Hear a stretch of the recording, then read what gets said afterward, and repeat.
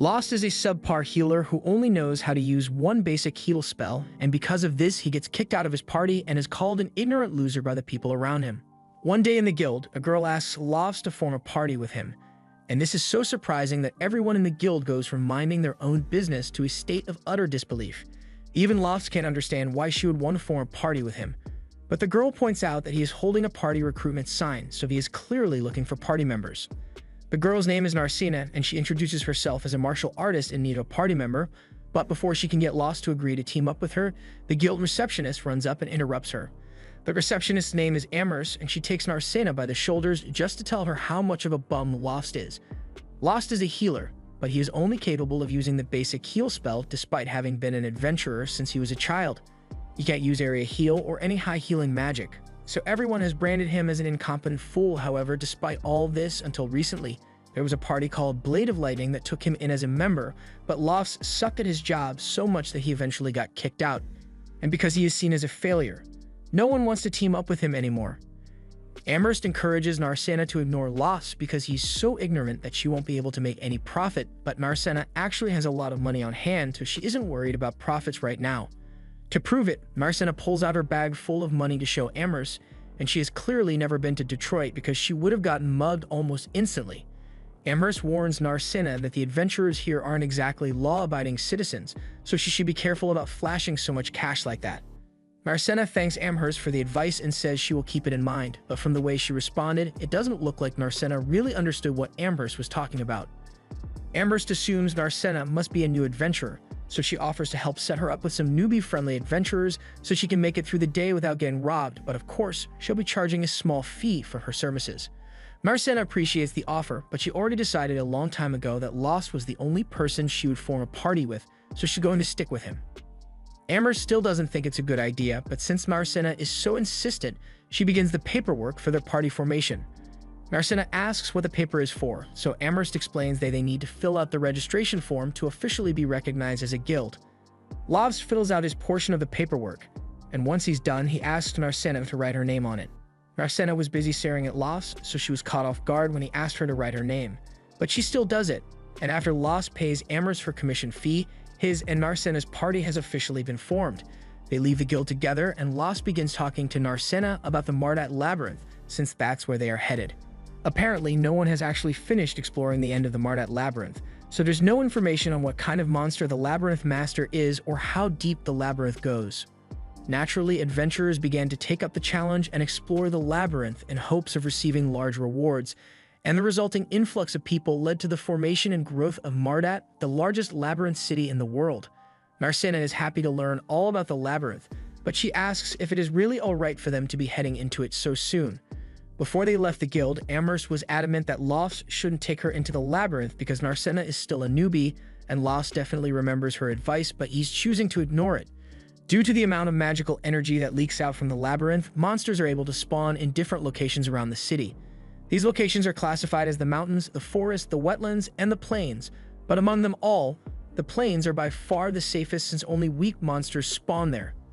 Normally, a beginner adventurer would start by practicing in the plains so they can get a feel for combat, but it's such a large area that it's pretty difficult to find monsters to fight there.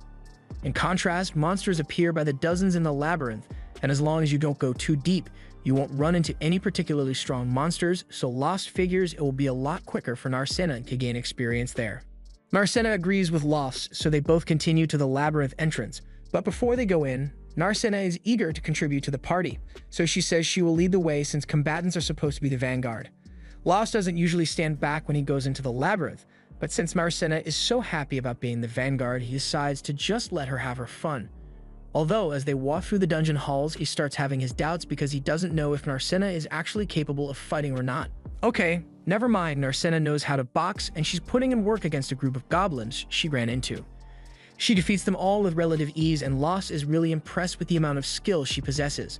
The defeated goblins soon turn to dust, and in their place, a magic stone is left, so Lost picks it up and explains to Narcina that adventurers give these stones to the guild and receive money in exchange. Narcina asks what the guild uses the stones for, so Lost tells her that the stones have magical energy stored in them, so they can be used in all manners of tools and equipment. That much should be common knowledge to her as an adventurer, but Narcina was never much of a learner. They've got 5 stones in total, and although goblin magic stones aren't worth much, they will still be able to get enough money from these to cover lodging for the night. They could call it a day and head back to town, or they could go a little deeper into the labyrinth to get some more money. And Marcena is happy fun, so she says she wants to keep going. They head deeper into the labyrinth, but at a certain point, Las grabs Marcena and pulls her back because there's danger ahead. At first, she's confused because she didn't notice anything off, but Las grabs a rock and places it on the tile in front of her, and it activates a pit trap which would have totally killed her if Lost hadn't intervened. Marcena is amazed and asks Lost how he spotted the trap, so Lost explains that the trap tile was a different shade of gray from the others, so he figured something must be wrong. Marcena is glad Lost was able to notice it, but trap identification is meant to be the job of a thief, so how come Lost is so good at it when he's a healer? Lost just tells her that he has been an adventurer for a long time, so he has picked up a bunch of skills over the years. They continue to move forward, but soon enough they come across an orc roaming the halls, and Lost is surprised by this since orcs are mid-level monsters, so they aren't meant to appear so high up in the labyrinth.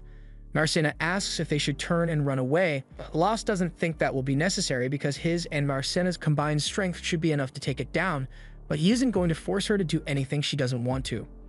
Marcena says she is fine with it since Lost believes they can win, so they get in position and Marcena charges at it, but when she lands her first kick, it feels more like she's kicking a rock than a monster. The orc raises its club and tries to strike her down, but Marcena is able to block it with her hands, although she gets backed into a corner because of it and has nowhere to run as the orc prepares for another attack. However, moments before she is struck down, Lost steps in front of her and defeats the orc with a single stab of his sword. He asks Marcena if she's alright, and she's both amazed and grateful that he was able to save her, but she also wonders how he just did that when he's meant to be a healer. Lost says he just happened to pick up a few combat skills over his years of being an adventurer, but that aside, they still need to collect magic stone, so they go to retrieve it. And it's a lot bigger than the ones they got from the goblins. It also has more magic in it, so they will get a lot more money if they sell it. With that said, Lost asks her if she wants to call it a day and head back to the guild since they've earned enough money, and she has demonstrated her skills, but Marcena says she wants to keep going a little longer, so Lost ends up agreeing. By the end of their labyrinth exploration, they've gathered a lot of magic stones and returned to the guild to exchange them with Amherst. Amherst is surprised that they managed to get this many gems in only half a day, but then she notices the orc gem and begins scolding Lost for taking Marcena into the labyrinth when she specifically told him not to. It was really reckless of him to take her to the mid-level floors where she is just a beginner, but Lost says he didn't actually take Marcena to the deep floors.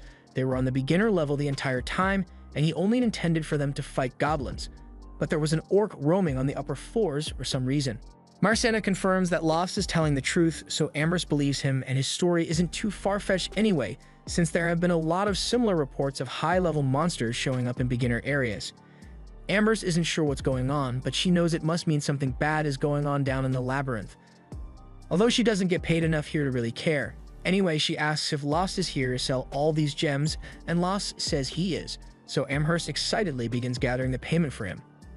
Marcena notices that Amherst is a little too happy to be buying magic gems, so Lost explains that as guild staff, when Amherst buys magic gems from the adventurers she manages, she gets a fat commission on the sale. Once the money is ready, Lost is shocked to see just how much there actually is, but Amherst reminds him that half of that belongs to Marcena. Lost is aware that he only gets half, but even half is 10 times more than what he usually got paid when he was part of Lightning Blade, and that's when he realizes that he was scammed by Lightning Blade. Amherst kind of finds the whole thing funny, but Marcena reminds her that it's the guild's job to arbitrate when there are pay disputes, so Amherst says she will help Lost get his money back if he wants her to. He thinks about it for a second, but he eventually decides not to bother getting his money back since he has already formed a new party and he wants nothing to do with Lightning Blade anymore. After Lost leaves, the guild branch manager comes out, and while Amherst is busy counting her money, Handsome goes up to her and asks if Lost was just here, and if so, he hopes she didn't refer him to any parties.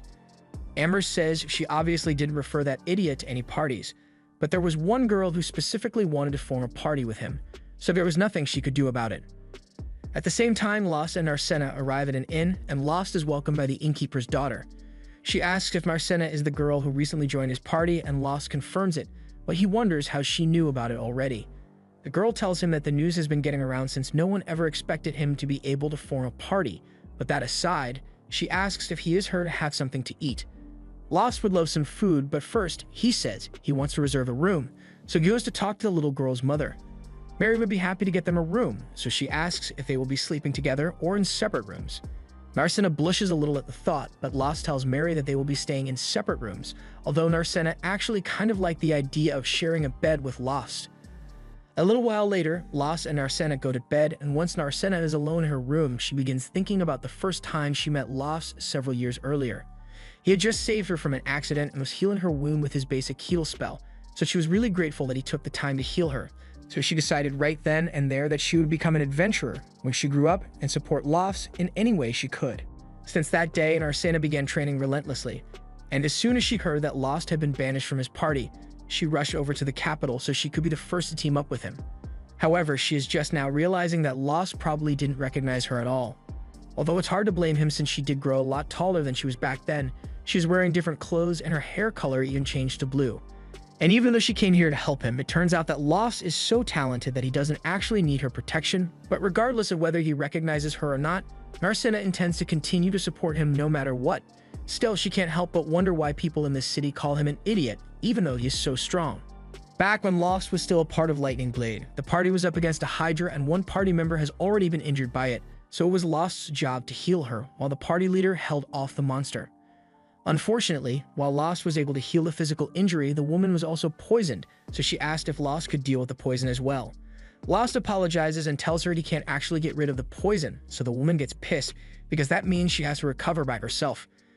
The leader asks her to stop complaining and get back into the fight already because he can't keep the Hydra busy forever, but with the poison still in her system, the woman is in no condition to fight. The leader asks Lost to get her back in shape, but Lost says he can't do it and that they should have brought an antidote potion with them. The leader argues that he didn't buy one because antidotes are expensive, and that's supposed to be Lost's job as a healer. Since Lost and Siberia aren't going to get much help for now, the leader turns to the mage and asks her to do something to help him because he can't handle the Hydra by himself. So Armia tries using a fling spell, but it does absolutely nothing against the Hydra, so she gets scared and drops her staff. Margulis has given up on his party's incompetence, so he turns around and orders everyone to retreat immediately. Since Margulis gave up, Armia breaks down and runs away as well, followed by Lost and Siberia, who still can't walk, so Lost is helping her. However, as they are leaving, the Hydra keeps a close eye on Lost for some reason. Once they got back to the guild, Margulis took great joy in telling Lost that he was being kicked out of the Lightning Blade party, and he justifies his decision by saying it's Lost's fault that they couldn't defeat the Hydra, although Lost doesn't think he's the only one to blame since both Margulis and Siberia were so excited to battle the Hydra that they stayed up all night and went into the fight sleep deprived. The two of them refuse to accept any accountability for the failure, so they both look to Armia and tell her to decide who is at fault. Armia doesn't want to put the blame solely on Lost, but she also performed terribly during that battle, so she doesn't want Margulis targeting her instead for being useless, and thus she decides to throw Lost under the bus. Lost soon wakes up from his dream, and he realizes that he must still be bothered by what happened to him that day. Back before Lost joined Lightning Blade, he was already known as an idiot healer by everyone in town, although he still dreamed of becoming a first-rate adventurer. So when a party reached out to him with a position, Lost was overjoyed and jumped at the opportunity. However, once they were in a labyrinth, Lost soon found out that they hadn't hired him because they wanted a healer. They hired him because they wanted a human sacrifice to distract the monsters. Lost was tossed out and forced to run for his life while his so-called party members at the time tried to walk past him without a care in the world, but all of a sudden, the monsters turned their attention away from Lost and began attacking the other party members instead, leading to a total massacre. In the end, Lost was the only one who managed to survive, and while he knows it is normal for a weak commoner like him to be treated this way, he still wished that someone would acknowledge him as a real adventurer. Just then, as he was walking home, he came across a carriage that had been attacked by some goblins, and normally he wouldn't care enough to put himself in danger by helping, but he saw how scared the little girl looked, so he threw caution to the wind and ran down to defend her even though he was just a useless healer. He did his best to fight off the goblins, but he still sucked at combat back then, so in a matter of minutes, Bro got knocked out by a club to the back of the head. Lost fully expected to die that day, but he eventually wakes up and finds the little girl standing over him. He wonders how he could possibly still be alive, but then he looks over and notices that the Knight's Order had shown up and defeated all the goblins. He went through all the effort of trying to act heroic, but in the end, it looks like he is still an absolute idiot no matter what he does. However, despite the fact that he didn't do much, the girl still thanks him because his actions bought enough time for the knight's order to make it here, and she thought it was really cool the way he jumped in to save her. Lost notices a scratch on the girl's arm, so he raises his hand to heal her injury, and she is thankful for it. But Lost doesn't think he deserves any praise because low heal is the only thing he can actually do. The girl looks confused, so Lost tells her all about his weakness and how he was just tricked into going into the labyrinth just so he could be used as bait. And she feels sorry that he had to go through such a thing, so she stands up and declares that she will become an adventurer in the future and form a party with him so she can protect Lost. Soon enough, the girl left with a knight's order, and by now, Lost had pieced together that she was the daughter of a noble family, so he never believed she would actually become an adventurer or that he would ever meet her again. But nevertheless, her words gave him courage, so he decided to continue doing his best to become a proper adventurer. He went on a journey and soon found himself a mentor, so under their instruction, he began his training arc and worked tirelessly for countless hours to improve himself. And while as a healer he could still only use basic heal, he developed many other useful adventurer skills, so he was confident that he would no longer be a burden to anyone. And upon returning to pursue his adventurer dream, the first party he joined was Lightning Blade, but we all know how that turned out, don't we? Still, Lost is grateful to that girl, because if she hadn't said those kind words to him that day, probably would have quit being an adventurer once and for all that day. But it's not like he will ever get the chance to meet her again. And there's no way she would have actually become an adventurer like she said she would. Just then, Narcena knocks on his door, so Lost goes to answer it, and she tells him she was thinking about going down to get some breakfast, so she wanted him to come with her, and he happily agrees. After breakfast, they head down into the labyrinth again, and this time they are going for some of the lower floors. As they enter, Narcena spots an inscription in the ground, and it looks like it's a teleportation circle, although she has never seen one in person before. Lost explains that you don't find teleportation circles in every labyrinth, and this one was probably put here by magicians soon after the labyrinth was discovered, although he doesn't have much information about it. Narcena asks if they can use this to teleport to different locations, and that's technically correct, but there still needs to be a teleportation circle on the other side to exit from. That sounds really convenient, so Narcena wishes there was a teleportation circle installed in the city so they didn't have to walk all the way out here. But the knowledge used to create these circles was lost hundreds of years ago, so there's no way to make new ones. They both step onto the teleportation circle, and after a bright flash, they appear on one of the lower floors. Lost tells Narcena that this is one of the mid-level floors, so the monsters here are going to be a lot stronger than the goblins she fought yesterday, and he wants her to be extra careful.